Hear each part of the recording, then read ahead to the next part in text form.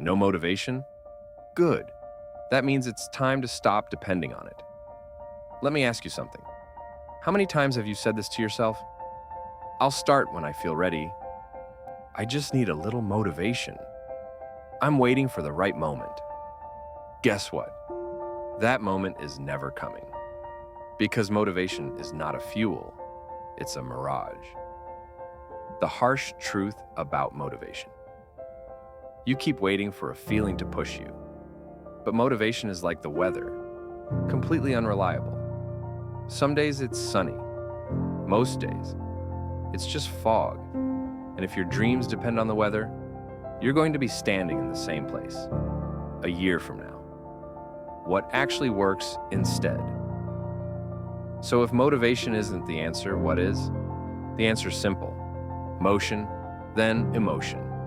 Action, then inspiration. Start first. The feeling comes later. It's not about feeling motivated. It's about doing it without motivation. The 3-minute rule that changes everything. Here's what you do instead. It's called the 3-minute rule. Set a timer. Start the task, any task, for just 3 minutes. That's it. No commitment, no pressure. Just 3 minutes of action. Why does this work? Because starting kills resistance. Once you're in motion, your brain stops whining and starts working. You trick your brain into focus, and that focus becomes flow.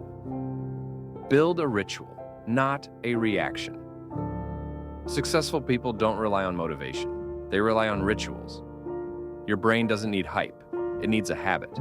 Wake up, drink water, journal, work out, study, write.